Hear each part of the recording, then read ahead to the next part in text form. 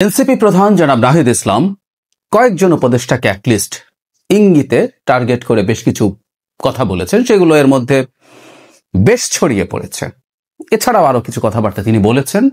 In fact একটা TV চ্যানেলকে সাক্ষাৎকারে তিনি এসব কথা বলেন এবং সেই প্রেক্ষাপটে কিছু কথা বলা খুবই জরুরি, কারণ তিনি এমন সব কথা বলেছেন এর পাল্টা কতগুলো কথা আসলে আমরা বলতেই পারি এবং আমাদের বলা উচিত, এই প্রশ্নগুলো উত্থাপন করে রাখা উচিত। এবং বিশেষ করে জনাব নাহিদ ইসলামের মতো কেউ যখন বলেন, এনসিপির অনেক নেতা আছেন বা ছাত্ররা যারা ওই সময় সমন্বয়ক ছিলেন, অনেকের মধ্যে এক ধরনের বক্তব্যের মাধ্যমে প্রচুর আলোচিত হওয়ার, আমরা সকল ভাইরাল হওয়ার, আর কথ্য ভাষা অনেক ফুটেজ খাওয়ার টেন্ডেন্সি দেখা যায়। জনাব নাহিদকে আমি এদের মধ্যে থেকে আলাদা করে রাখি। দু একবার হয়তো তিনি তার করা উচিত হয়নি এমন কাজ করেছেন। আমি মনে করতে পারি জনাব মির্জা ফখরুল ইসলাম আলমগীরের একটা সমালোচনা করে স্ট্যাটাস তিনি দিয়েছিলেন, সেটা খুবই অফেন্সিভ ছিল, অনুচিত ছিল। এর বাইরে নাহিদ ইসলামকে আমি মোটা দাগে তার বয়সের তুলনায় খুবই সেন্সিবল আচরণ করতে দেখি। এবং একই সাথে আমি প্রায় বলি, আগেও বলতাম, আমাদের এই গণঅভ্যুত্থানের পোস্টার বয় নাহিদ ইসলাম, সুতরাং তার কথাকে আমরা গুরুত্ব দেব। সেই কারণে কিছু কথা বলা দরকার, খুবই জরুরি। তিনি কি বলেছেন সেটা বিভিন্ন জায়গায় লেখা আছে, সেখানে থেকে আমি একটু পড়ি, আপনারা শুনে নিতে পারেন। উনি ৭১ টিভিকে বলছেন, তারা কেউ সরকারের উপদেষ্টা হতে চাননি, তারা জাতীয় সরকারের আহ্বান জানিয়েছিলেন, তাতে ছাত্রদের দায়িত্ব নিতে হতো না। রাজনৈতিক শক্তি বা অভ্যুত্থানের শক্তি সরকারে না থাকলে অন্তর্বর্তী সরকার ৩ মাসও টিকত না। প্রথম ৬ মাস সরকারকে উৎখাত করা বা প্রতিবিপ্লব করার নানা ধরনের চেষ্টা চলমান ছিল, এটা এখনো মাঝে মধ্যে আছে।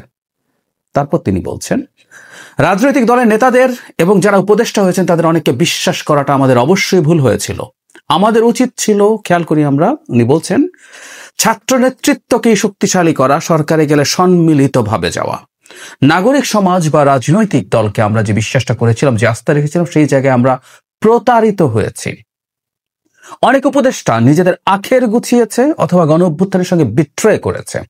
যখন সময় আসবে আমরা তাদের নামও উন্মুক্ত করব, সময় এখনো আসেনি। আচ্ছা, তিনি বলছেন, উপদেষ্টাদের অনেকে বিভিন্ন রাজনৈতিক দলের সাথে লিয়াজও করে ফেলেছে, তারা নিজেদের সেফ এক্সিটের কথা ভাবছেন। এটা আমাদের অনেক পোহাতে হয়েছে, পোহাতে হবে। কিন্তু তারা যদি এটা বিশ্বাস করতো যে তাদের নিয়োগকর্তা ছিল গণ অভ্যুত্থানের শক্তি, রাজপথে নেমে জীবন দেয়া ও আহত সাধারণ মানুষজন এবং তাদের প্রতি তাদের উপর ভরসা রাখতো, তাহলে উপদেষ্টাদের এই বিচ্যুতি হতো না। মানে জনাব নাহিদ ইসলামের বক্তব্যে কতগুলো খুব সিগনিফিক্যান্ট কথা আছে, যেগুলো নিয়ে প্রচুর আলাপ হচ্ছে। তারা প্রতারিত হয়েছেন রাজনীতিবিদ এবং উপদেষ্টাদের দিয়ে, এবং তারা বলছেন অনেকে আখের গুছিয়েছেন, দলের সাথে লিয়াজও করেছেন, সেফ এক্সিটের কথা ভাবছেন। তিনি তাদের নামও সময় মতো জানাবেন বলে বলছেন, এবং তিনি স্টুডেন্টদের সরকারে যাওয়ার যৌক্তিকতা দেওয়ার চেষ্টা করছেন, এটা না হলে প্রতি বিপ্লব হয়ে যেত। অনেকগুলো প্রশ্ন। জনাব নাহিদ ৬ মাস যে সময়টার কথা বলছেন, প্রচুর চেষ্টা হয়েছিল, তখন তিনি সরকারে ছিলেন। আমরা জানতে চাই প্রত্যেকটা জিনিস আসলে তিনি জানাবেন। কারা সোকল প্রতি বিপ্লব করতে চেয়েছিল?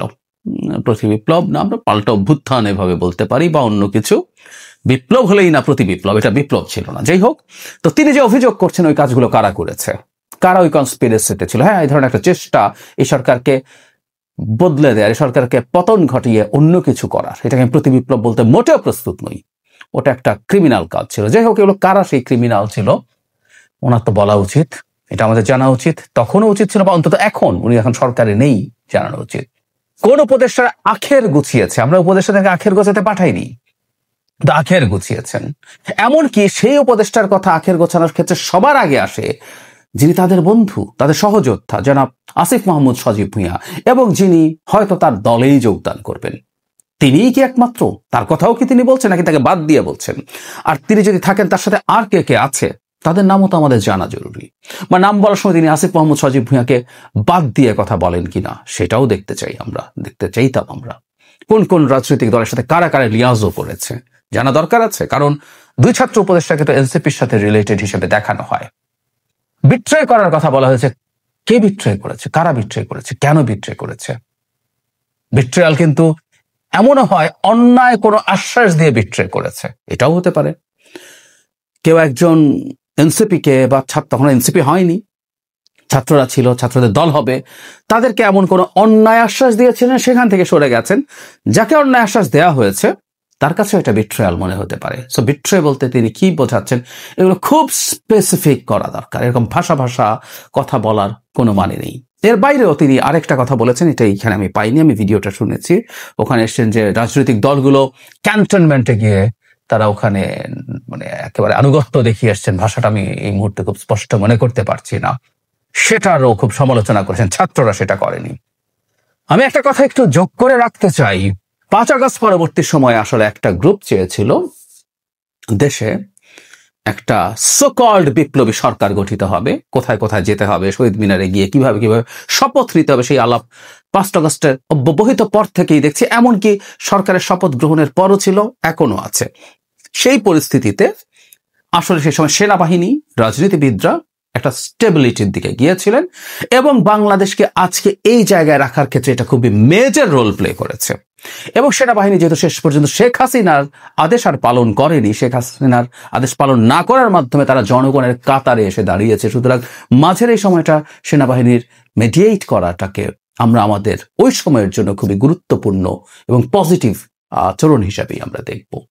কিন্তু এটাকেও তিনি তার দলের আরো 2-1জনকে আমরা প্রকাশ্যই করেন, নিয়মিতভাবে করেন। তারা সেনাবাহিনীকে স্টিগমাটাইজ করার চেষ্টা করেন। হয়তোবা তাদের সেই যে স্বপ্ন ছিল, কোয়াব ছিল, সেটার পথে বাধা হয়েছিল সেনাবাহিনী কনস্টিটিউশনের অধীনে যেভাবে আমরা এখন আছি সেভাবে থাকার পক্ষে দাঁড়িয়েছিল বলে তাদের জন্য অন্য কিছু করার সুযোগ হয়নি, এজন্যই হয়তো করছেন। তো জনাব নাহিদ ইসলাম তার বক্তব্যে অনেকগুলো কথা বলেছেন এবং আমরা আসলে উপদেষ্টা বা অন্যদেরকে তারা যেভাবে যাদেরকে করছেন সেই কথাগুলো আসলে জানতে চাই। কারণ জাতির জন্য ক্ষতি সৃষ্টি করছেন বা মারাত্মক ক্ষতি করছেন এরকম অভিযোগ যখন করা হয়, তার ক্লিয়ার ক্লারিফিকেশন আসতে হবে। এবং উনি বলতে পারেন, উনি এখানে বলেছেন যে সময় হলে, তার মানে সময় হয়নি।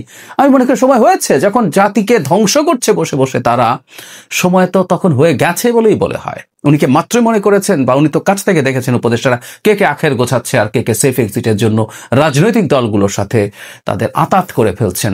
এগুলো তো রাষ্ট্রের বা আমাদের এই মুহূর্তে সরকারের বা আমাদের ভবিষ্যতের জন্য সিরিয়াস কম্প্রোমাইজ, তার দৃষ্টিতে অ্যাটলিস্ট তিনি বলছেন।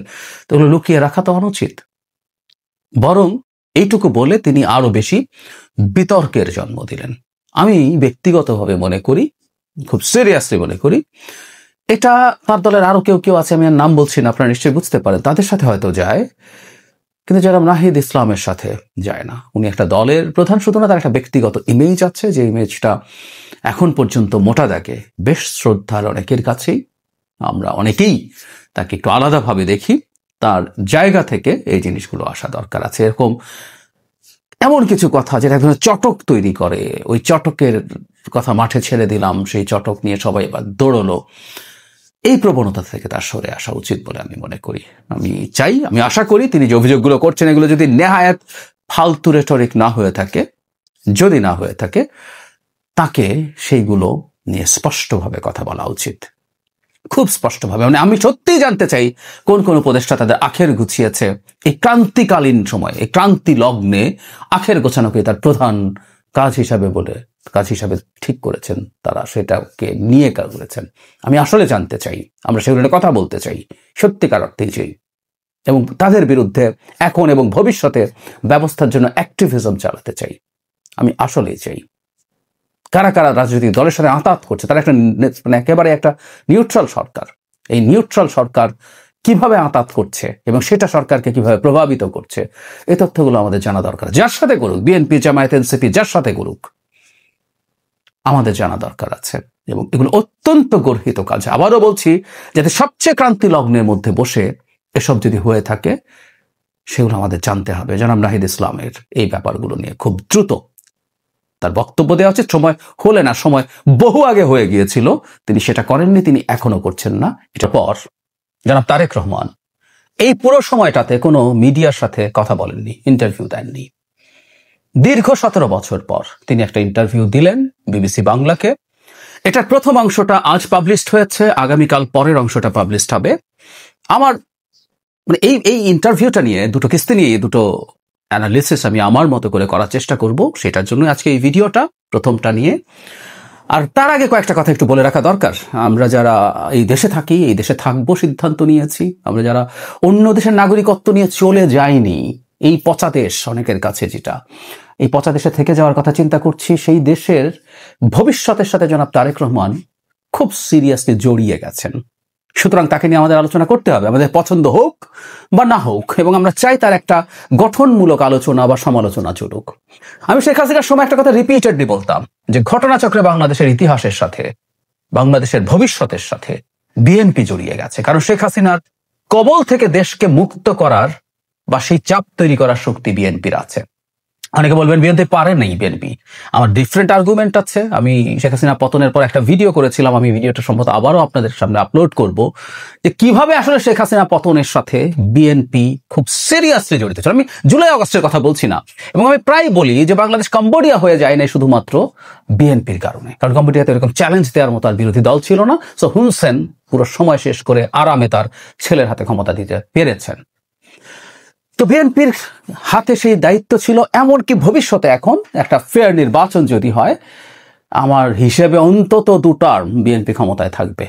দ্বিতীয়বার হতে পারে, তার সিটের সংখ্যা কমে যাবে। অবশ্য অনেকে মনে করছেন এবারই জামাত ক্ষমতায় চলে আসবে। যাই হোক, আমি আসলে এই ধরনের ন্যারেটিভে মোটেও বিশ্বাসী নই।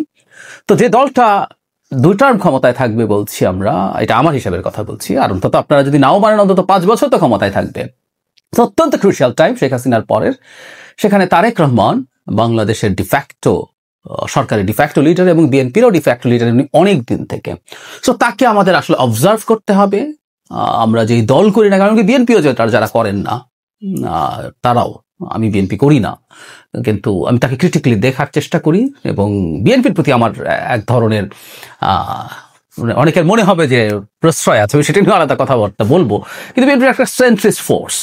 এটা ইনফ্যাক্ট আমি নিজে একজন সেন্ট্রিস্ট মানুষ, মধ্যপন্থী মানুষ। সেই কারণে একটা আইডেন্টিটি পলিটিক্স করা রাজনীতির বিরুদ্ধে আমি যেহেতু আছি, সেই কারণে কিছু কিছু ক্ষেত্রে মনে হতে পারে। যাই হোক, আমি বিস্তারিত এটা নিয়ে কথা বলবো। যাই হোক, যেটা বলতে চাইছিলাম যে যেহেতু জনাব তারেক রহমান বাংলাদেশের ভবিষ্যৎ প্রধানমন্ত্রী হওয়ার সম্ভাবনা খুব বেশি, তার পক্ষে আমরা আসলে তার বক্তব্যকে, তার কর্মসূচিকে আমরা ক্রিটিক্যালি দেখার চেষ্টা করব।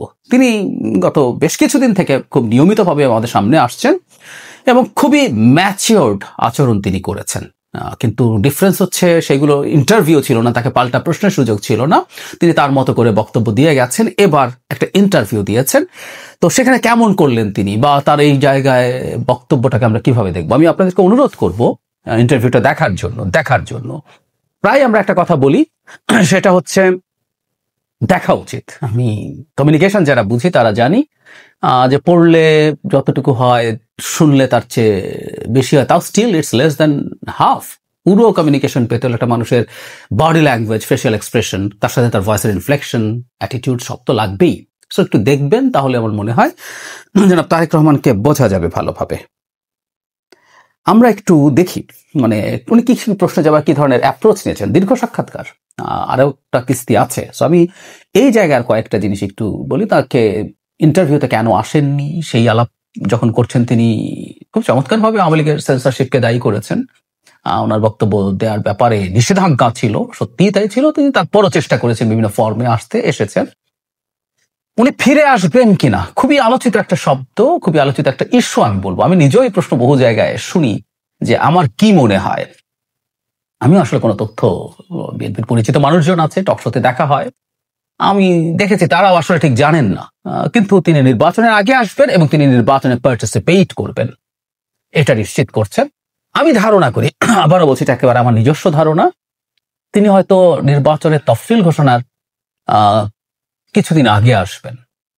ফলে যেটা হলো যে তিনি যে আসবেন, সেটাকে ঘিরে যে উৎসাহ উদ্দীপনা জনগণের মধ্যে তৈরি হবে, সেটাকে দিয়েই তিনি এই নির্বাচনটা যদি অ্যাড্রেস করা যায়, আমার মনে হয় সেটা একটা ভালো সিদ্ধান্ত। যদিও উনি ফিরে দেশে না আসা জনিত কারণেও সমস্যাও হচ্ছে, তো এটা আসলে ওজন দেওয়ার ব্যাপার, এটা উনি ভালো বুঝবেন। কিন্তু উনি আসছেন এবং উনি নির্বাচন করছেন। প্রধানমন্ত্রী হবেন কিনা এরকম সিদ্ধান্তের ব্যাপারে তিনি বলছেন তার দল সিদ্ধান্ত নেবে। স্মার্ট অ্যান্সার, কারণ হলো উনি আসলে বলতে পারেন না টেকনিক্যালি। দলের মধ্যে এটা কিভাবে হবে সেটা সেভাবে ডিসাইডেড হবে। খুব চমৎকার একটা প্রশ্ন আছে, সেটা হলো নিজেকে মাস্টার মাইন্ড দাবি করেন কিনা, কারণ তার দলের কেউ কেউ বলেছেন এটা সত্য। উনি খুব হেসেই কথাটা উড়িয়ে দিয়েছেন, কিন্তু এর জবাবটা আমি আপনাদেরকে শুনতে বলবো। এটা একটা অসাধারণ জবাব ছিল। তিনি পুরো দীর্ঘ সময়ের লড়াইয়ের কথা, এটা বিএনপিকে বলতে হবে। আসলে বাংলাদেশে শেখ হাসিনার পতন জুলাই অগাস্টে হয়নি, জুলাই অগাস্টে শেষ, মানে বারুদ যে জমছিল এটা ওভার দ্য ইয়ার্স, জুলাই অগাস্টে সেখানে আগুন জ্বালানো হলো। সেখানেও বিএনপি ছিল, অন্যান্য রাজনৈতিক দল, জামায়াত ছিল, জনগণ ছিল। তিনি প্রত্যেকে ধরে ধরে ধরে ধরে ধরে কথা বলছেন, কিভাবে কে কে কিভাবে রোল প্লে করেছে, সাংবাদিক, সাধারণ মানুষ, সবাই। এবং তিনি সর্বশেষে যেটা বলেছেন, গণতন্ত্রকামী মানুষই হচ্ছে এটার মাস্টার মাইন্ড। আসলে আমরা গণতন্ত্রই চেয়েছিলাম। শেখ হাসিনার বিরুদ্ধে অভিযোগ ছিল তিনি আমাদের গণতন্ত্র হত্যা করেছেন, নির্বাচন ধ্বংস করেছেন, উনি স্বৈরাচারী হয়ে উঠেছেন, উনি মাফিয়া হয়ে গেছেন। সো ওটাই মাস্টার মাইন্ড। খুবই ভালো জবাব তিনি দিয়েছেন। দ্রুত নির্বাচন তিনি কেন চেয়েছেন সেটারও আলাপ আছে, এবং এখানে খুব চমৎকারভাবে পরিমিতি বোধ দেখিয়েছেন। আমি মানে সত্যিকার অর্থেই প্রশংসা করি। এই কাজটা বিএনপিকে করতে হবে। বিএনপি যাতে মানে অনাবশ্যক কোনো মানে প্রত্যাশা মানুষের মধ্যে তৈরি না হয়, সেটাকে চেক দিতে হবে। তিনি বলছেন যে তারা এই কারণে নির্বাচন চেয়েছেন আগে, যত দ্রুত হয়। কারণ শেখ হাসিনার, উনি ব্যাখ্যা দিয়েছেন শেখ হাসিনা কি কি ক্ষতি করেছেন। উনি বলছেন যে নির্বাচন হলেই সব সমস্যার রাতারাতি সমাধান হয়ে যাবে না। That's brilliant. আমি নিজে কথাটা বহুবার বলার চেষ্টা করেছি। কেউ কেউ বলেন যে সব হয়ে যাবে, কিন্তু উত্তর হচ্ছে না। কিন্তু উনি বলছেন নির্বাচিত সরকার যখন ক্ষমতায় আসবে তখন এই সংকটগুলো ধীরে ধীরে কমতে শুরু করবে। এবং আমি মনে করি, আমি আবারও বলছি, আমি আশা করব বিএনপির পক্ষ থেকে, বিশেষ করে জনাব তারেক রহমানের পক্ষ থেকে, জনগণকে অতি উচ্চাসা করে হতাশ হওয়া থেকে ঠেকান। বিএনপি মাঝারি মানের ভালো করলেও দেখা যাবে, বা বেশ ভালো করলেও যদি প্রত্যাশা তার চাইতে অনেক বেশি হয়। আমরা এই অন্তর্বর্তী সরকারের সময় এটা দেখেছি। সো উনি এর মধ্যে একটা ইঙ্গিত রেখেছেন। আমি চাইবো জনাব তারেক রহমান এই ব্যাপারগুলো আরো ক্ল্যারিফাই করবেন, যে কেন তার পক্ষে চাইলেও অনেক বেশি ভালো কিছু করে ফেলা যাবে না। শেখ হাসিনা যেভাবে সব ধ্বংস করে গেছে, সেখান থেকে কিভাবে ধীরে ধীরে ধাপে ধাপে, এবং উনি কতটুকু উন্নতি দেখাতে পারবেন, একটা প্র্যাকটিক্যাল এক্সপেকটেশন তৈরি করা জরুরি হবে, নাহলে কিন্তু মানুষ হতাশ হয়ে যাবে। জোটের ব্যাপারে কথাবার্তা হয়েছে এবং জামাত সম্পর্কে আলাপ আছে। আমি শেষে বলবো, খুবই জামাতের একাত্তর নিয়ে তিনি জবাব দিয়েছেন। এমপি নমিনেশন নিয়ে তিনি একটা কথা বলেছেন, যেটা আমি ব্যক্তিগতভাবে খুব একটা পছন্দ করিনি, এটা একটু বলতে চাই। তিনি বলছেন এমপি নমিনেশনের ক্ষেত্রে একটা কথা খুব সুন্দরভাবে বলেছেন, যে দলের শুধু না, তিনি জনগণের মতামতও দেখতে চাইবেন, কারণ এটা দলের কোনো পদ না, উইচ ইজ ভেরি রাইট। একটা দলের, তার দলের যিনি জেলার সভাপতি হবেন, সাধারণ সম্পাদক হবেন, তার ক্ষেত্রে তার দলের লোকজনের ভোট বা মানসিকতা দিয়েই হবে। কিন্তু উনি বলছেন এমপি তো দলের না। ব্রিলিয়ান্ট চিন্তা।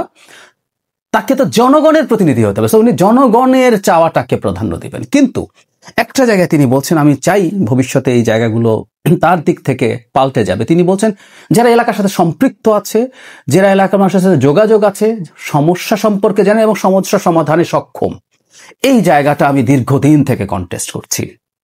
আমি বেশ কয়েকবার কলাম লিখেছি একাধিক পত্রিকায়, প্রথম আলো সহ, যে এমপিদেরকে আসলে এই লোকাল সমস্যা খোঁজা এবং সেটার সমাধান থেকে বের করে আনতে হবে। আদারওয়াইজ আমরা কোনোদিন এমপি পাবো না, পার্লামেন্টারিয়ান পাবো না। যে পার্লামেন্ট আইন প্রণয়ন করবে, আইন সংশোধন করবে, রাষ্ট্রের পলিসি নির্ধারণ করবে, তাকে আমরা এগুলোতে রাখতে পারি না। তিনি বলেছেন এবারকার মতো। কিন্তু আমি আশা করি জনাব তারেক রহমান ভবিষ্যতে এটা মাথায় রাখবেন, স্থানীয় সমস্যা, স্থানীয় সমাধান যা যা আছে সব স্থানীয় সরকার করবে, এবং ওটাকে এম্পাওয়ার করতে হবে। আমাদের মতো একটা একদম ইউনিটারি স্টেটে লোকাল গভর্নমেন্ট শক্তিশালী হতে হবে, কিন্তু এমপিদেরকে ওই জায়গায় রাখা যাবে না।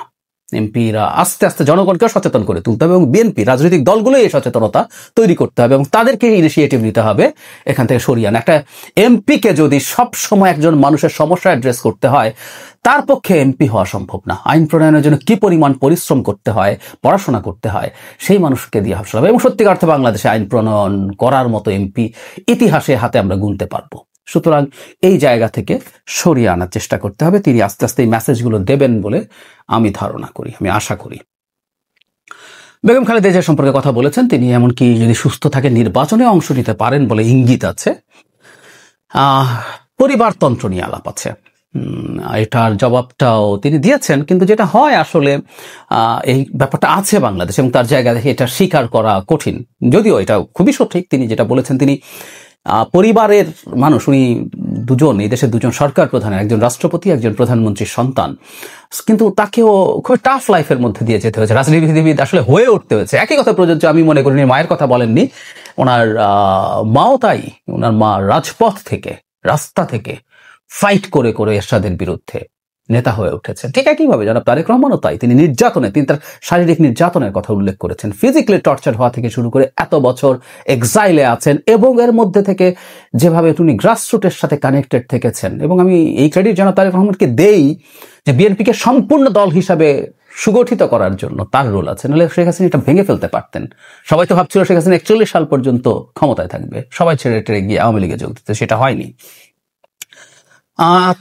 তারপর তার পরিবার আসবে কিনা সেটা জনগণ যদি গ্রহণ করে তাহলে আসবে, এই ধরনের মন্তব্য করেছেন। চাঁদাবাজি দখলদারি নিয়ে তিনি যে ব্যাখ্যা দিয়েছেন বেশ খানিকটা সত্য, কিন্তু একটা জায়গায় আমি একটু হতাশ হয়েছি দুর্নীতি প্রশ্নে বা চাঁদাবাজি প্রশ্নে। একটু বলি, তিনি যেটা জানিয়েছেন যে বাস্তবেও কিছু ট্রু দখলদারি ঘটেছে, চাঁদাবাজি ঘটেছে, কিন্তু কিছু দখলদারি উনি এভাবে ব্যাখ্যা করছেন যেটা আমরাও ব্যক্তিগতভাবে জানি, যে কারোটা আওয়ামী আমলে অবৈধভাবে দখল করে নিয়েছে, আওয়ামী লীগ এগুলো করেছে। সো 5 আগস্টের পর সেটা পাল্টা তারা তাদের অধিকার বুঝে নিতে গেছে, সেটা নিয়ে অভিযোগ এসছে, কিন্তু স্বীকার করেন কিছু চাঁদাবাজি দখলদারি। কিন্তু যে জায়গাটা আমি খানিকটা হতাশ হয়েছি, তাকে যখন চাঁদাবাজি নিয়ে জিজ্ঞেস করা হলো, এই জায়গাটায় তিনি সঠিক জবাব দিয়েছেন, কিন্তু আমার কাছে মনে হয়েছে এই জবাবটা আরো স্ট্রং হওয়া উচিত ছিল, বেশ স্ট্রং হওয়া উচিত। তিনি বলছেন রাইটলি এটা যে আমরা তো বহিষ্কার করতে পারি, কিন্তু আমরা পুলিশিং করতে পারি না, সরকার করছে না। তখন তাকে জিজ্ঞেস করা হয় আপনারা ক্ষমতায় আসলে কি করবেন, তখন তিনি বলছেন তারা বহিষ্কার হবে আর আইন শৃঙ্খলা রক্ষাকারী বাহিনী যা যা পদক্ষেপ নেয় তা নেবে। আমি মনে করি এই জায়গায় ভাষা আরো স্ট্রং হওয়ার কথা ছিল, যে উনি এটার প্রতি 0 টলারেন্স দেখাবেন, এই বার্তা দিলে এখনো এটা কাজ করতে পারত। আমি মনে করি বিএনপির একটা এক্সক্লুসিভ সেল থাকা উচিত হবে, তার দলের লোকজন। এক তো সরকারি দুর্নীতি বা এসবের জন্য দুদককে, আমি জানি না পরবর্তী সেগমেন্টে দুর্নীতি নিয়ে আলাপ আছে কিনা, উনি দুদককে নিয়ে ওনার পরিকল্পনা জানানো উচিত, সেটাকে কিভাবে কাজ করতে দিতে চান, আর দলের লোকজন কি করছে না করছে সেটার জন্য রীতিমতো তার দলের সেল থাকা উচিত হবে, যখন তার ক্ষমতায় তারা আসবেন পদক্ষেপ নেওয়ার জন্য। উনি বলেছেন, বলেননি তা না, কিন্তু এটা অনেক স্ট্রং হওয়া উচিত ছিল বলে, আরো অনেক বেশি স্ট্রং হওয়া উচিত ছিল বলে আমি মনে করি। অসাধারণ উত্তর দিয়েছেন ডাকসু নিয়ে, চমৎকার। বাংলাদেশে সংস্কৃতি নেই, ডাকসু নির্বাচনে অনিয়ম হয়েছে এবং সেটা এক পর্যায়ে বেশ প্রশ্ন তৈরি করেছে, কিন্তু একটা দলের প্রধান হিসাবে তিনি এটাকে খুব বেশি করেনি। তিনি শুরুই করেছেন প্রথম তাদেরকে অভিনন্দন জানিয়ে, ভবিষ্যতে যারা জিতবে তাদেরকে অভিনন্দন জানিয়ে, তারপর হ্যাঁ অনিয়মের কথাও তুলেছেন এবং এই ব্যাপারে সতর্ক থাকতে বলেছেন। মানে আমি ডাকসুর ব্যাপারে তার যে মন্তব্য আছে, আমি প্রত্যেককে একটু মন দিয়ে শুনতে বলবো। বাংলাদেশের ভবিষ্যতে এই ধরনের রাজনৈতিক সংস্কৃতি যদি চালু তার দিক থেকে হয়ে গেছে, আমরা দেখছি এটা অন্য দিক থেকেও যদি হয়, বাংলাদেশে একটা গণতান্ত্রিক ভবিষ্যৎ, সুন্দর গণতান্ত্রিক ভবিষ্যৎ আমরা দেখতেই পারি। আওয়ামী লীগ প্রশ্নে মানে অনেকে একটা আলাপ করে, আমি প্রায় বলতাম এই কথা, মানে বিচার চাই নির্বাচনের আগে। আমি তখন জিজ্ঞেস করতাম, আচ্ছা মানে এনসিপি খুব বলতো, জামাত বলতো, আমি তাদেরকে টকশোতে জিজ্ঞেস করতাম আপনাদের কেন মনে হয় বিএনপি যদি ক্ষমতায় আসে তাহলে বিচার করবে না? বিএনপি কি আপনাদের চেয়ে কম টর্চার্ড হয়েছে? বিএনপি অকল্পনীয় রকম টর্চার্ড হয়েছে। মজার ব্যাপার, জনাব তারেক রহমান খুব বিস্তারিতভাবে তার উপর, তার পরিবার তো বটে, সারা দেশের মানুষের এবং দীর্ঘ সময়ের, উইচ ইজ ভেরি ইম্পর্টেন্ট। আমরা অনেকেই শেখ হাসিনার অত্যাচার নির্যাতনকে জুলাইয়ে এনে ঠেকাচ্ছি না।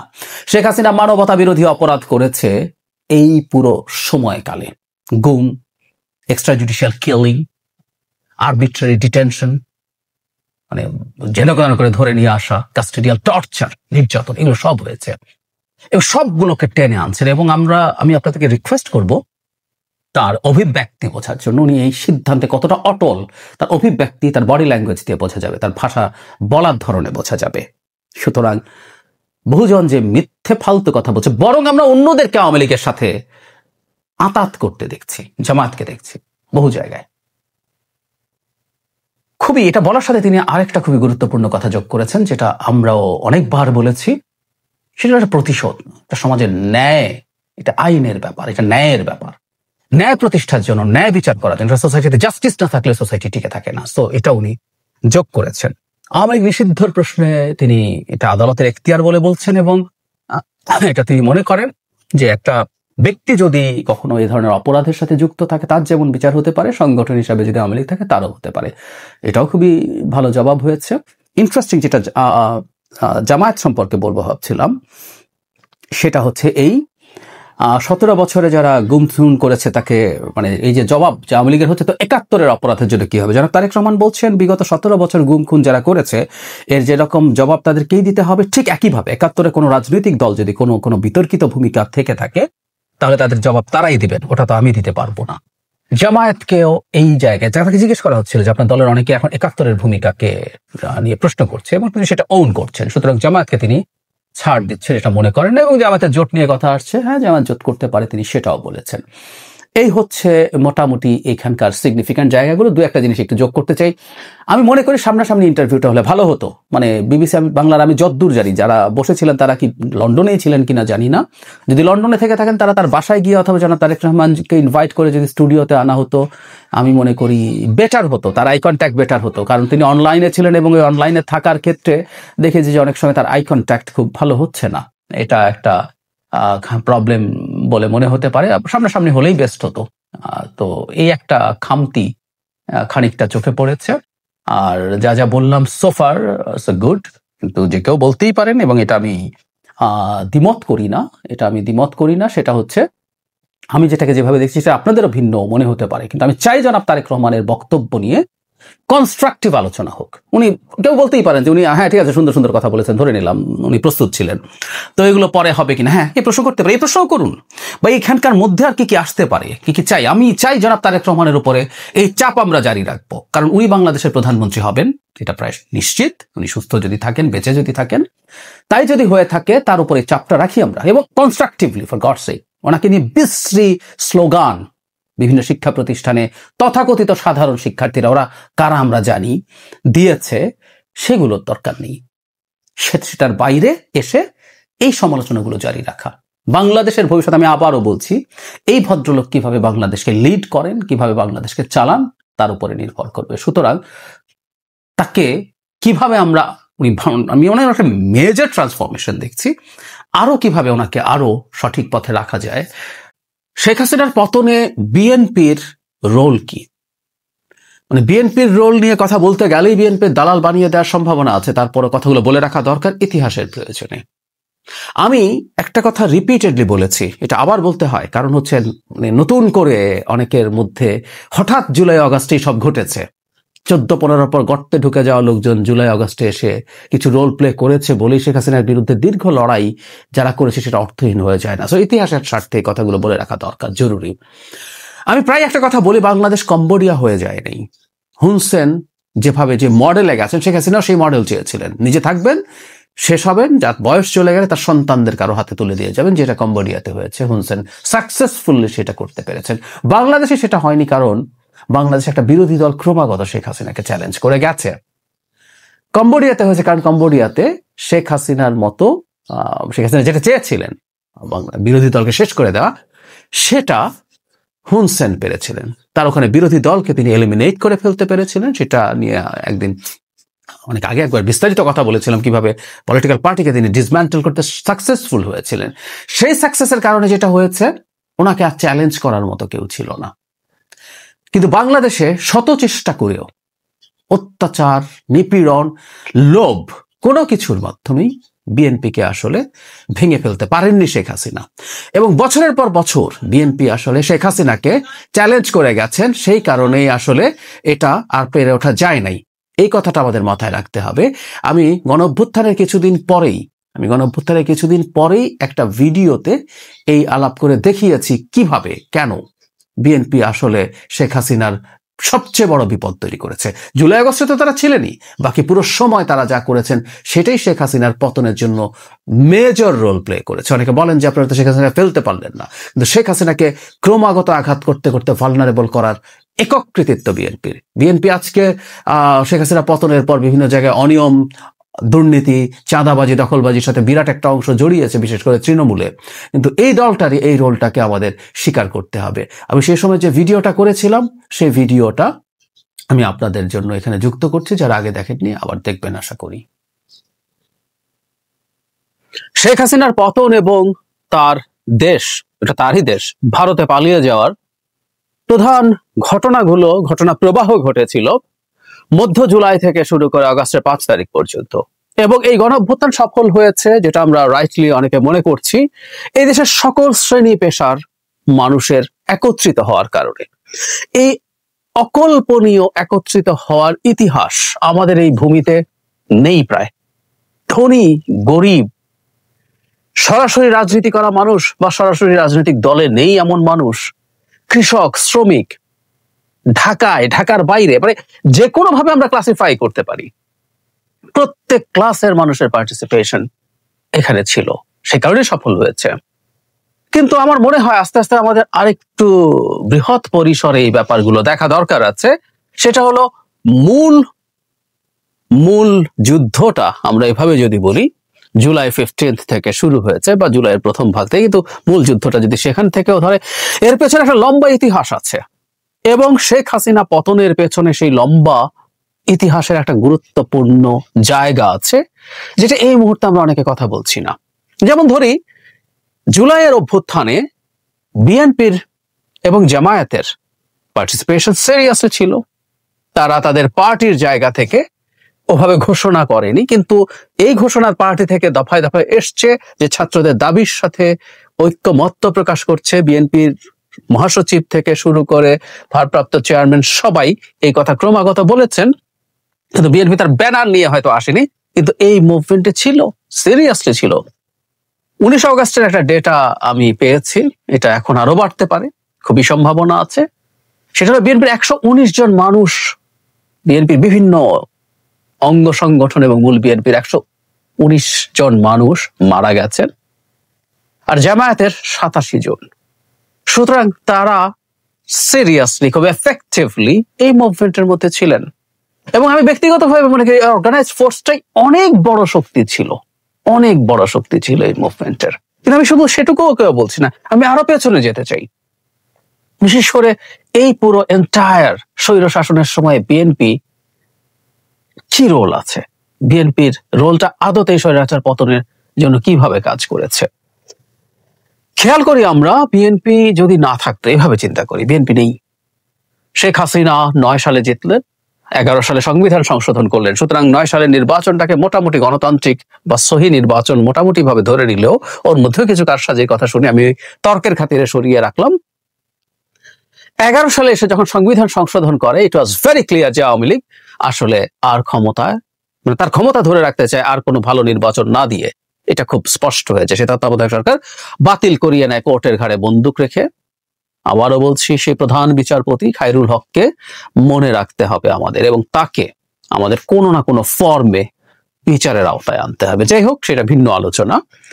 তো ওই ঘটনার পর থেকে, তার মানে 11 সাল থেকে আওয়ামী লীগ নিপীড়ক হয়ে উঠলো ভয়ঙ্কর ভাবে। এর আগেও ছিল, কিন্তু কম ছিল তুলনামূলক ভাবে। তাহলে 11 থেকে 24 পর্যন্ত 13 বছরের একটা সময়কাল। ধরে নিলাম বিএনপি নেই, কি হতো আওয়ামী লীগের? আওয়ামী লীগ তখন, এই লড়াইটা যদি না থাকতো, আওয়ামী লীগের জন্য আসলে খুব কুসুমাস্তীর্ণ একটা পথ থাকতো। সে তার মতো যে কোনো কিছু করার চেষ্টা করতো, করে যেত। জামায়াত শুরুর দিকে মাঠে ছিল, বিশেষ করে 14 সালের নির্বাচনের আগ পর্যন্ত, কারণ তখন তাদের নেতাদের বিচার করা হচ্ছিল। সেই বিচারের প্রতিবাদে তারা খুব শক্তভাবেই মাঠে ছিল। কিন্তু এর পরবর্তীতে জামায়াতকে আমরা আর মাঠে খুঁজে পাইনি। আমরা জামায়াতকে আর মাঠে খুঁজে পাইনি। সেটা তাদের কৌশলগত সিদ্ধান্ত বা রাজনৈতিক তাদের যে প্ল্যান, সেটা তাদের ব্যাপার, কিন্তু ছিল না 14 আগ পর্যন্ত। তাহলে 11 থেকে 14 পর্যন্ত দুটো দল। 14 পর থেকে জামায়াত মাঠে ছিল না, 24 পর্যন্ত মাঠে ছিল বিএনপি। সো বিএনপি নেই। হ্যাঁ, এর মধ্যে বিএনপি স্খলন আছে। আমি বহুবার বলেছি যে 18 সালের যে মানে রাতের সিলের নির্বাচন, তারপর 5 বছর অলমোস্ট বিএনপি কিছু করেনি, মানে 4 বছর টু বি স্পেসিফিক। সেটা হচ্ছে 22 সালের ডিসেম্বরে আমেরিকা র্যাবকে স্যাংশন দেওয়ার আগ পর্যন্ত। এই রাতে সিল মারার পর একটা হরতালও, একটা বড় মিছিল বিএনপি অর্গানাইজ করেনি, এটা সত্য। কিন্তু তারপরে 10 বছর বিএনপি ছিল, কিন্তু আমরা ধরে নিলাম বিএনপি ইনঅ্যাক্টিভ ছিল। তাতে কি হতো? আওয়ামী তার মতো করে কোনো সমস্যা তার হতো না, সে নির্বিঘ্নে চালিয়ে যেত। এবং বাংলাদেশ আরো অনেকগুলো স্বৈরতান্ত্রিক আমাদের এশিয়াতেই আছে, কঠোর নর্থ কোরিয়া আছে, আর একটু সফটার কম্বোডিয়া আছে, সেভাবে নিরুপদ্রব ভাবে চালাতে পারত। কিন্তু না, বিএনপি থাকায় বিরাট সংকট তৈরি হলো। এই যে আজকে আওয়ামী লীগ একটা অত্যাচারী, ভয়ঙ্কর অত্যাচারী, নিপীড়ক, জালেম একটা দল এবং সংগঠন, এই যে ইমেজটা আমাদের সামনে তৈরি হয়েছে, আমাদের এই ইমেজটা আসলে তৈরি হয়েছে বিএনপি মাঠে থাকার কারণে, এবং বিএনপির ওপরে জুলুম করে করে, অত্যাচার করে করে সে আসলে অত্যাচারী হয়ে উঠেছে। আমরা অনেকে বিএনপি করি না, সমাজের সব মানুষ বিএনপি করে না, করার কথাও না, কারণও নেই। কিন্তু যখন আমরা দেখছি একটা দলের নেতা কর্মীর উপরে অকল্পনীয় রকম অত্যাচার হচ্ছে, আমরা সাধারণ মানুষ যারা আসলে রাজনীতির ব্যাপারে একটু খোঁজ খবর আছে, আমরা চাইবে না চাই মানে সাবকনশিয়াসে কিন্তু ক্ষুব্ধতা তৈরি হতে থাকে। 2700 এক্সট্রা জুডিশিয়াল কিলিং হয়েছে আওয়ামী লীগের এই সময়টাতে। এর প্রধান অংশ, প্রায় সব, কয়েকশো আছে, এর বাইরে প্রায় সব হচ্ছে বিএনপির, এবং এর মধ্যে কিছু জামায়াত নেতা কর্মীও আছে, বিশেষ করে 14 সালের আগে জামায়াতের মধ্যে ইনক্লুডেড ছিল, তাদেরকে হত্যা করা হয়েছে। বিচার বহির্ভূত হত্যার পর extra judicial killing, enforced disappearance, গুম, সেই গুমও প্রধানত রাজনৈতিক প্রতিপক্ষকে করা হয়েছে, খুব স্বাভাবিক। কাস্টোডিয়াল টর্চার, কি পরিমাণ অত্যাচার, নির্যাতন বিএনপির মানুষজনকে যখনই গ্রেফতার করা হয়েছে তখনই এই তথ্য প্রচুর আমরা পাবো। নখ তুলে ফেলা, পেটানো, কি করা হয়নি, ইলেকট্রিক শক দেয়া, বিভিন্ন রকম টর্চার করা হয়েছে। আর একটা নতুন টার্ম আমরা বিগত সরকারের সময় শিখেছি শুধু বিএনপিকে অত্যাচার করার জন্য, সেটা হচ্ছে, আমাদের নিশ্চয়ই মনে আছে, গায়েবী মামলা। আপনি এমন মামলা করছেন, আগে যেটা হতো একটা ঘটনা ঘটলো, সেই ঘটনার পরিপ্রেক্ষিতে ওকে তাকে নানান নাম দিয়ে, এমনকি দূরে থাকা মানুষ, টপ লেভেলে মানুষকে হুকুমের আসামি টাসামি বলে বলতেন। গায়েবী মামলা বলে এক বস্তু তৈরি করা হলো, যে বস্তুতে কোনোদিনও ঘটে নাই এমন ঘটনা। প্রথম আলো সরেজমিনে রিপোর্ট করেও দেখিয়েছিল 2018 সালের একটা নির্বাচনের আগে ভয়ঙ্কর সেপ্টেম্বর এরকম নামে এক মাসে যতগুলো মামলা হয়েছে পুলিশের উপর হামলা টামলা, সরেজমিনে গিয়ে তারা দেখিয়েছে ওখানে কিছুই হয়নি। এই গায়েবী মামলার মাধ্যমে লক্ষ লক্ষ বিএনপি নেতাকর্মীকে মামলার জালে ফেলা হলো, জেলে নিয়ে যাওয়া হলো, তারা জেলে থাকলো, তারা বেরিয়ে আসলো, বেরিয়ে আসার পরও তাদের কষ্ট গেল না। আমি অনেক মামলা থাকা অনেক মানুষকে ফেস করেছি, বলেছি আমার ভিডিওতে, আজকে আরেকটু আবারও বলি, মানে সংখ্যা 50, 60, 70, 80, বিএনপি মহাসচিব যারা মির্জা ফখরুল ইসলাম আলমগীরের বিরুদ্ধে 100 মামলা, 450-500 মামলাও আছে বিএনপির উপরের পর্যায়ের নেতাদের মধ্যে। এই মামলাগুলো যখন একজন মধ্য সারির, নিম্ন সারির নেতাকর্মীর নামে হয়, জেল থেকে বেরিয়ে আসার পরও প্রতিদিন না হলেও 3 দিন 4 দিন, কেউ কেউ প্রতিদিন যেতে হয়, সপ্তাহের ওয়ার্কিং ডেতে কোর্টে যান, কোনো না কোনো একটা কারণে তাকে কোর্টে যেতে হয়, ফতুর হয়ে যান তার উকিলের ফি দিতে দিতে। এট দ্য সেম টাইম, যেহেতু আপনি সপ্তাহে 3 দিন 4 দিন কোর্টে থাকেন, আপনার কোনো পেশা নেই, পেশা হতে পারে না, আপনি চাকরি করতে পারেন না, ব্যবসা করতে পারেন না।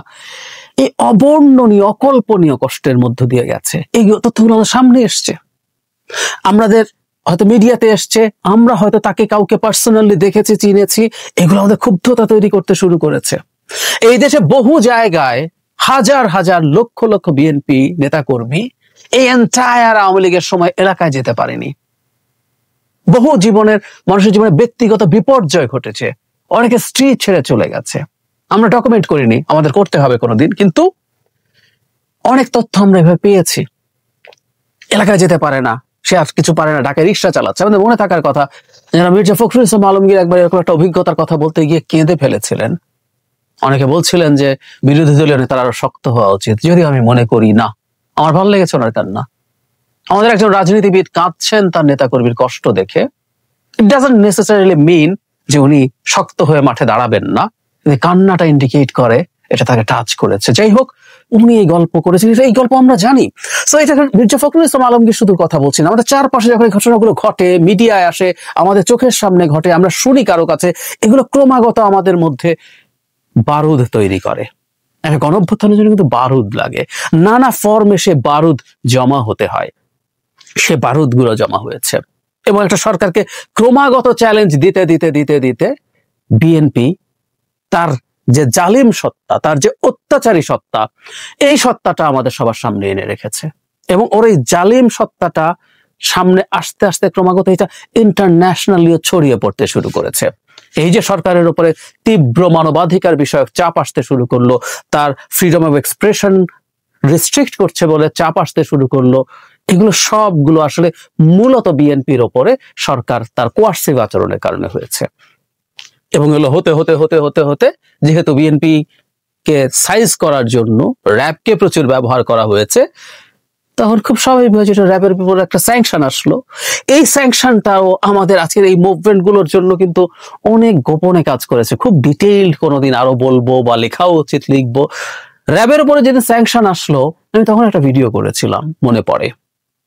এই স্যাংশনটাও খুব গুরুত্বপূর্ণ ছিল। তখন কাজ শেষ করে ফেলেনি, কিন্তু দ্য ভেরি পারসেপশন যে শেখ হাসিনা সব ম্যানেজ করতে পারেন, শেখ হাসিনাকে কেউ কিছু ছুঁতে পারে না, যখনই র্যাবের স্যাংশন আসলো বোঝা গেল শেখ হাসিনা ম্যানেজ করতে পারেন নাই। And the government tried a lot এই স্যাংশনটা সরানোর জন্য পারে না। তো শেখ হাসিনার উপর চাপ আসলো। এর পরবর্তীতে ভিসা পলিসি আসলো। এগুলো সবই মাঠে একটা শক্তিশালী বিরোধী দল ছিল এবং সে তার মাঠে শক্তি দেখাচ্ছিল বলে আমাদের মনে থাকার কথা বিএনপি কিভাবে তার সমাবেশগুলো সেই সময় করছিল। সত্যি বলতে সেই সময়কার কোন একটা সমাবেশেও একই ধরনের ঘটনা ঘটে যেতেও পারত, কারণ ওটা শুধু বিএনপি ঘটিয়ে দিত তা না। ইভেন 28 অক্টোবর কেউ কেউ বলেন বিএনপি একটু পাল্টা যদি কঠোরভাবে দাঁড়াতো, হতে পারতো সেদিনই সরকারের পতন। তখন অন্য মানুষজন, আমরা প্রায় বলছি একটা গণঅভ্যুত্থানে যেটা হয়, মানুষের ভিতরে বারুদ থাকে, বারুদ জমা থাকে নানান ফর্মে, নানান কারণে, সেগুলো এসে একসাথে বিস্ফোরিত হয়। বিএনপি দাঁড়িয়ে যেতে পারলে, পুলিশকে পেছনে যেতে পারলে হতে পারতো সারা দেশে বিভিন্ন জায়গায় সাধারণ মানুষ যুক্ত হয়ে গেছে, যেটা আমাদের জুলাই অভ্যুত্থানে এসে যুক্ত হয়েছে, হতে পারতো। হোয়াট এভার, সেটা হয়নি, সেটা অন্য আলোচনা, পরবর্তীতে হলো। কিন্তু এই যে বছরের পর বছর বিএনপি মাঠে থাকলো এবং সরকারকে চ্যালেঞ্জ দিয়ে গেল। বিএনপি রাজনৈতিক দল, বিএনপি ক্ষমতায় যেতে চায়, স্বাভাবিকভাবেই, খুব স্বাভাবিক, সে ক্ষমতায় যাওয়ার জন্যই রাজনীতি করছে, সেটাও ঠিক আছে। কিন্তু যে লম্বা সময় তারা কষ্ট করেছে, সাফার করেছে, অকল্পনীয় সাফার করেছে, সেই সাফারিং তাদের এই সরকারের বিরুদ্ধে থাকাটা তার আরাম করে দেয়নি। আমি খুব ব্যক্তিগতভাবে মনে করি, আমি আমার অনেকগুলো ভিডিওতে বলেছি, সরকারের শেষ চ্যালেঞ্জ হচ্ছে বিএনপিটাকে ভেঙে ফেলা না। বিএনপি ভেঙে ফেলা যায়নি আসলে, গত নির্বাচনের আগে সেই চেষ্টা হয়েছিল, কিন্তু বিএনপি ক্ষয় করে দেয়া যেতে পারতো। যে টর্চারের পর টর্চার যখন করছেনি, কোনো একটা পর্যায়ে বিএনপির মানুষজন, মানুষের তো দিনের শেষে আমরা মানুষ এবং আমাদের সহ্যেরও একটা সীমা আছে, সে আর রাজনীতি না করার শর্তে তার মামলা বা অন্যান্য হয়রানি থেকে মুক্তি পাওয়ার ডিল তাকে দেয়া হতে পারে, সে সেটা নিতেও পারে, এই পরিস্থিতি হতে পারে। সরকারের ওই চ্যালেঞ্জটুকুই শেষ পর্যন্ত দূর করার চেষ্টা ছিল নানা ফর্মে। বিএনপিকে নিয়ে সরকার এবং ইন্ডিয়ার মূল টার্গেট ছিল বিএনপিকে ক্ষয় করে ফেলা, অ্যাটলিস্ট ভাঙতে পারলে ভালো, একটা বিরাট দল নিয়ে নির্বাচন করিয়ে তথাকথিত কিছু লোকজনকে এমপি বানিয়ে ভাগ করে ফেলা, না পারলে নিদেন পক্ষে বিএনপি যাতে করা ছেড়ে দেয় তাদের ওই গ্রাসরুটের লোকজন। পারা যায়নি, সেই বিএনপি মাঠে থাকলো, কঠোরভাবে থাকলো, কঠোরভাবে থেকে তারা লড়াই করে গেল। আমরা অনেকে হয়তো জানি যে এই ক্ষেত্রে জনাব তারেক রহমানের একটা বিরাট রোল আছে। তিনি এই পর্যায়ের সাথে নিয়মিত কানেক্টেড থেকে তাদেরকে মোটিভেটেড রাখার চেষ্টা করেছেন এবং উনি বেশ ভালোভাবে সফল হয়েছেন। বটম লাইন, আমরা যখন একটা হিস্ট্রি আলোচনা করব, মানে আমরা একটা যুদ্ধ দেখে শেষ করে, আমাদের 71-এ মুক্তিযুদ্ধ হয়েছে। 71-এ মুক্তিযুদ্ধ হঠাৎ করে 9 মাসে বেঁধে যায়নি। আমরা যদি পেছনের হিস্ট্রিতে যাই, ধাপে ধাপে দেখবো আমাদের নানান রকম সংকটের কথা বলছি। আমাদের মনে থাকার কথা, শেখ মুজিবুর রহমান 7 মার্চে যখন ভাষণ দিচ্ছেন, তিনি কিন্তু শুরু করছেন আগে থেকে, মানে পেছন থেকে, এই করোনায় সেই করোনায়, 54-তে ক্ষমতায় বসতে থাকতে দাও নাই, এরকম। আমরা 52 থেকে শুরু করতে পারি, 54, তারপর কি কি হচ্ছে সবগুলো ধাপে ধাপে যাব এবং আমাদের বঞ্চনার ইতিহাস তৈরি হয়। আস্তে আস্তে হতে হতে হতে হতে কোনো একটা দিন সেটা যুদ্ধে যায়। রাজনৈতিক দলগুলো এই বঞ্চনাকে একত্র করে, একত্রে আনে, মানুষের বারুদটাকে উস্কে দিতে চায়, বা আর কেউ যদি সে একটা এই ধরনের পরিস্থিতি করতে চায় তাহলে তাই হবে। সুতরাং আওয়ামী লীগ যে আজকে একটা বর্বর শাসকে পরিণত হয়েছে মানুষের সামনে। আওয়ামী লীগ শুধুমাত্র দুর্নীতি করছে তা না, আমরা খেয়াল করবো আওয়ামী লীগের শব্দটা উচ্চারণ করলে আমাদের সামনে শুধু দুর্নীতি করেছে এই বিষয় না, আওয়ামী লীগের বলতে আমরা কথা দানবকে দেখি, মানে টিভিতে বা শুনতে হবে না, পাড়ায় আমরা দেখবো কতগুলো দানব। এই দানবগুলো কিন্তু তৈরি হয়েছে ছাত্রলীগ, যুবলীগ, অন্যান্য যে লীগ গুলো আছে তাদেরকে দানবে পরিণত করা হয়েছে মূলত বিএনপিকে ঠেঙানোর জন্য। সো দানব চেহারা দেখে দেখে আমরা বড় হয়েছি। পুলিশকে দানবে পরিণত করা হয়েছে, র্যাবকে দানবে পরিণত করেছে বিএনপিকে ঠেঙানোর জন্য। সো আমি যখন এরপর পুলিশকে কোনো কারণে ফেস করতে গেছি, আমি ওর দানব সত্তাটা দেখে এসছি, আমার উপরে সে দানবীয় আচরণ হয়েছে। এই প্রত্যেকটা আসলে সে এই জায়গায় গেছে এবং আওয়ামী লীগের এই সত্তাটা, এই যে একটা দানব সত্তা তৈরি হয়েছে, বিএনপির কারণে তৈরি হয়েছে। সুতরাং আওয়ামী লীগের দুর্নীতি, অপশাসন তো আছেই, আওয়ামী লীগ ভয়ঙ্কর রকম একটা বর্বর দানব যে মানুষকে অত্যাচার, নিপীড়ন, জুলুম করে, সেই ইমেজটা আমাদেরকে দুর্নীতি চাইতে অনেক বেশি ভয়ঙ্কর রকম ক্ষুব্ধ তৈরি করেছে, অনেক বেশি বারুদ আমাদের মধ্যে জমা করিয়েছে। এই পুরো কৃতিত্বটা বিএনপির। আমরা যখন সিরিয়াসলি কাজ করব, হিস্ট্রি লিখবো, ব্যাকগ্রাউন্ডে বিএনপির এই বিরাট অবদানের কথা যেন ভুলে না যাই। আমাদের মধ্যে এখন টেন্ডেন্সি হয়, যে বলে না, success has many fathers, failure is an orphan. ফেইলিয়ারের দায় কেউ নেয় না, কিন্তু সফল হলে প্রচুর পিতা তৈরি হয় তার। আমাদের চেষ্টা হবে, চেষ্টা থাকা উচিত হবে হিস্ট্রিতে, যখন হিস্ট্রি লিখবো আমরা ভবিষ্যতে বা এখন থেকেই, তার জায়গাগুলো দেয়া। আর বিএনপি তো এই আন্দোলনেও সিরিয়াসলি পারফর্ম করেছে, সুতরাং এই হিস্সা তো তাকে দিতেই হবে। সাথে জামাতও করেছে, জামাতও আগে বিরোধী যখন আন্দোলন করছে, আগেও বলেছি 14 সাল পর্যন্ত অ্যাটলিস্ট জামাতও মাঠে অত্যন্ত টাফ ফাইট করেছে। সবকিছুই থাকতে হবে হিস্ট্রিতে।